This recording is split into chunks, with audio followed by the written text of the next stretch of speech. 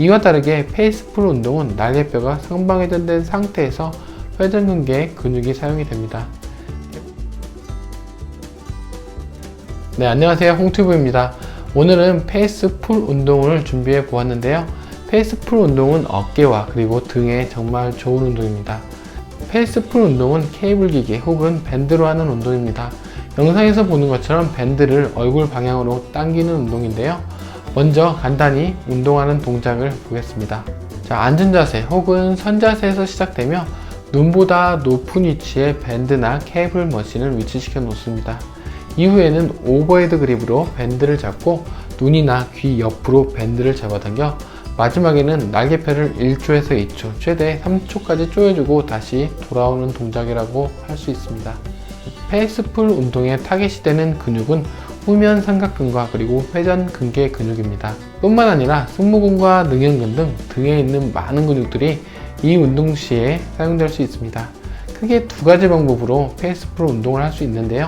손을 최대한 잡아당겨서 손에 집중을 하는 방법과 그리고 팔꿈치를 최대한 잡아당겨서 팔꿈치에 집중을 하는 방법이 있습니다.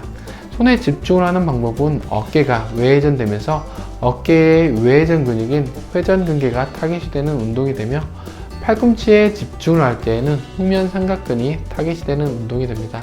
그럼 지금부터는 편의를 위해서 회전근개를 타겟으로 하는 페이스풀 운동을 1번 페이스풀 운동, 그리고 후면 삼각근이 타겟이 되는 운동을 2번 페이스풀 운동이라고 말하겠습니다.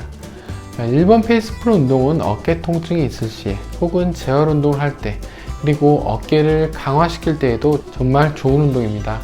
특히 어깨 통증이나 강화 운동을 할 때 꼭 추천하는 운동 중 하나인데요.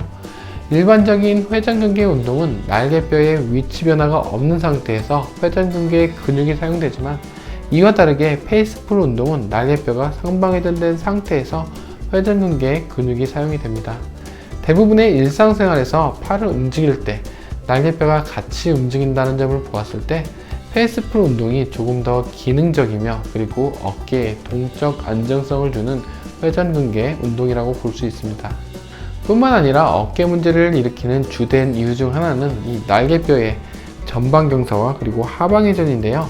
페이스풀 운동은 날개뼈를 상방회전 시키면서 동시에 날개뼈의 후방회전을 만드는 동작이기 때문에 어깨 안정성에도 아주 좋은 운동이라고 할 수 있습니다. 그리고 2번 페이스풀 운동은 후면 삼각근에 좋은 운동인데요.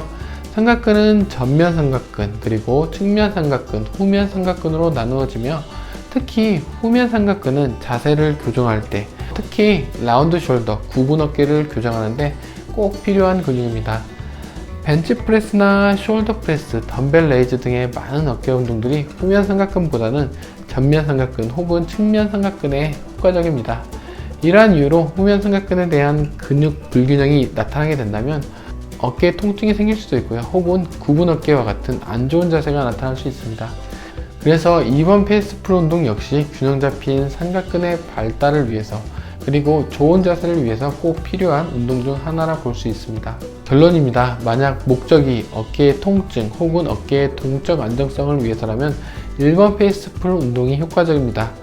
하지만 굽은 어깨를 위한 운동 혹은 후면 삼각근 발달을 위한 운동이 목적이라면 2번 페이스풀 운동이 효과적입니다.